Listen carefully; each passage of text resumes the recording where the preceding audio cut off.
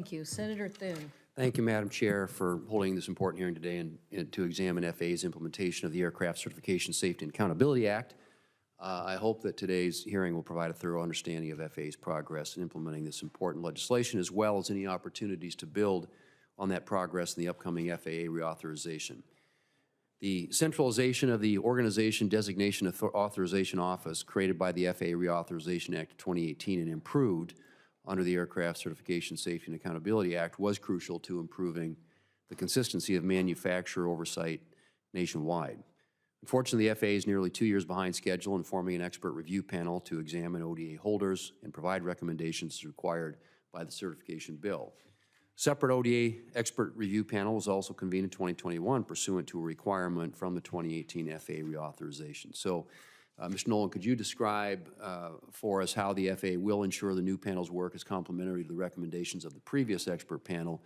And from your perspective, how can the agency improve the strong oversight of ODA holders while ensuring benefits of the program remain intact? Well, thank you, Senator Thune, for the question. We've done a lot of work in the ODA area. Number one, we were working last year to get that office up in staff. I can remember that certainly our teams came and gave your staff work where we were in the teens and the 20s on the numbers. We're now full. We had a full complement of 50 personnel in that office to address across the competencies. We are taking the work of the 103 expert review panel, so that's another part of the work. That team, that group of industry experts, along with the agency, met just on the 1st and 2nd of this month. So we're taking the learnings from that. They've got 270 days to deliver their report, and we continue to work on everything around the ODA to make sure we've communicated policy out there about non-interference with unit members. We also are working to ensure that level of oversight by our unit members, but also by our leaders in the field, principally at Boeing, but elsewhere as well, that it is there and they sense that it's working well. Now, I will tell you, I've done visits to Seattle. I've done visits to South Carolina. I've visited Airbus. I've visited Embraer. And so that's part of my first and foremost answer that I ask our team. How are you doing? Are you seeing any interference? And are you getting the right amount of transparency that you need from the OEM?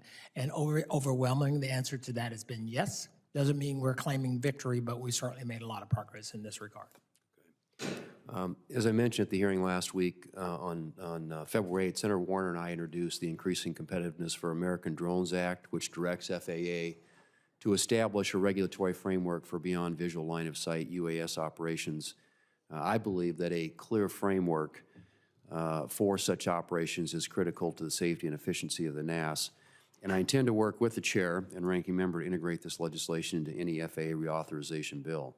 So could you describe the FAA's current work to create a beyond visual line of sight regulatory framework and otherwise streamline the airworthiness approval process for UAS?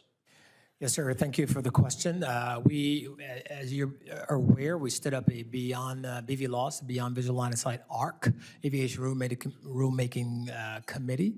We put that out for public notice, and we've got quite a few comments in. We're in the process of adjudicating those, and then we'll work to get that into the NPRM. It is absolutely one of our highest priorities. We've also stood up an integrated team within the FAA. We have what we're calling I-Team. So we're looking at UAS, we're looking at eVTOLs, we're looking at what will be required to operate in the NAS, we're looking at electrification. So we've got a very much of an integrated approach to this to ensure, and our top priority is to ensure that we can enable this technology and do it as timely as we can, consistent with ensuring that we've met our safety mission. So in drafting the bill, Senator Warner and I worked to address the concerns of incumbent users of the NAS, especially those operating at lower altitudes. And by that, I'm referring to helicopters and agricultural aviation. That said, more work will need to be done at the agency to ensure the safe coexistence of UAS with these stakeholders. So how will the FAA work to ensure the safe coexistence of nascent, beyond visual line of sight operations with some of those incumbent users at lower altitudes? Well, that's exactly the body of work that we're taking on, sir, with our group about one of the projects we've got. It's called Innovate 28, and we're working with NASA, we're working with MITRE, we're working internally with the department as well to ensure that we've very much got a coordinated, integrated approach to this to ensure that we can accommodate all users of the NAS. And are you incorporating in the concerns of these stakeholders to make sure that they're addressed? Yes, sir, we are. My time's expired. Thank you, Madam Chair. Thank you.